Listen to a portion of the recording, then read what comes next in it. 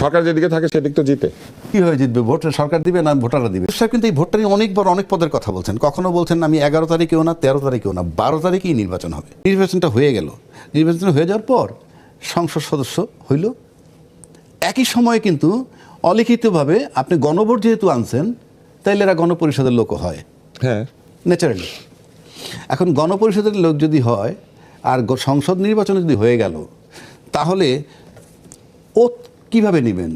Parallel একই সাথে দুইটা, তা আমি গণপরিষদের সদস্য হিসাবে এবং সংসদ সদস্য হিসাবে? নিশ্চয়ই না। আমি জানি না, এই জটিলতাটা কিন্তু আসবে। যদি ধরে নিলাম সংসদ সদস্য হিসেবে নিল, তাহলে কেউ প্রধানমন্ত্রী হবে? হ্যাঁ, তা তো হবেই।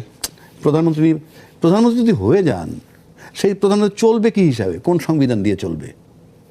মানে সংবিধান চালু আছে, সেই সংবিধান চালু নাই তো। কেন আমি বলি, আমরা একাডেমিক, মানে এখানে লড়াই করতে আসিনি। তো কেউ যদি কোর্টে যায় গিয়ে বলে কোন সংবিধান চালু আছে, আমি সেটাই বলতেছি। ধরেন যে সংবিধানটা আছে আমরা বলতেছি, ওটাই তো ইনফ্যাক্ট 90 দিনের মধ্যে নির্বাচন করার কথা, সংসদ ভেঙে যাওয়ার।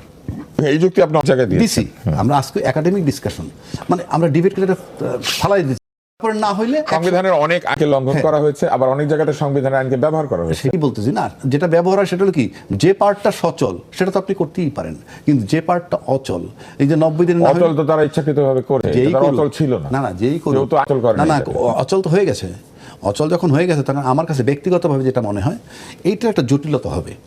সুতরাং আমি মনে করি যদি যেই নির্বাচিত হোক, স্পিকার তো নাই, শপথ কে নেওয়া হবে, এটা আবার আইন উপদেষ্টা বলেছে, সেটা আবার সেটেল হচ্ছে এবং ওটা করা যায়, সেটা প্রধান নির্বাচন কমিশনার। অত কিছু বাঁচলে তো ওইটাও হবে না। তো আমার কাছে যেটা ব্যক্তিগতভাবে মনে হয়, যে যদি আমরা এটাকে টিকাইতে চাই, নির্বাচনটাকে সুন্দরভাবে, তাইলে 180 দিনের চিন্তা না করে খুব দ্রুত গণপরিষদের সদস্য হিসেবে বা সংবিধান সংস্কার পরিষদের হিসাবে কইরে, আমার কাছে মনে হয় ওটাকে করে তারপরে সংসদে ঢুকে গেলে হয়। তা নাহলে আপনি 180 দিন রাজ্যে চলবে, এই 180 দিন তাহলে উচ্চকক্ষ থাকবে না, নিম্নকক্ষ থাকবে না, মানে বিষয়টা কেমন একটা জটিল।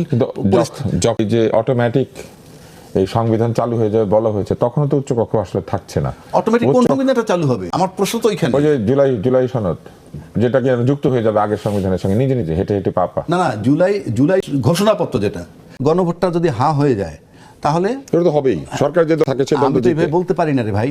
আমি আই এম নট এক্সপেরিয়েন্সড। বাংলার ইতিহাসে সরকার কাউকে পক্ষ নিয়েছে আর সে না গণভোটটা তো সরকারের না, ইনফ্যাক্ট সরকার তো প্রচার করবে। আমার বিবেচনায় তার এটা, কারণ যেহেতু সরকার তো হ্যাঁ পক্ষে, তাহলে হ্যাঁ তো জিতবে। হ্যাঁ যদি, কেন আমি বলি হ্যাঁ পক্ষে কেন?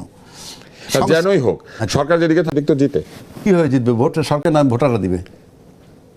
ও আপনার ধারণা এই সরকার শুধু দিতে বলেছে? বলছি না, আমি এটা বলছি না, কারণ আমার কাছে মনে হয় কি, এই সরকারকে আমরা শুরু থেকে দেখছি সে যে ভালো কোঅপারেশন পাইছে তুষারের বা রাজ্জাকির। আমি বলছি তুষার হইলো পলিটিশিয়ান, আমি হইলাম প্রশাসন। আমাদের দুইজনের সহযোগিতা উনি এই গত 17 মাস যাবত প্রপারলি পাইছে কিনা, উনি কি চাইছিল? আমার সন্দেহ।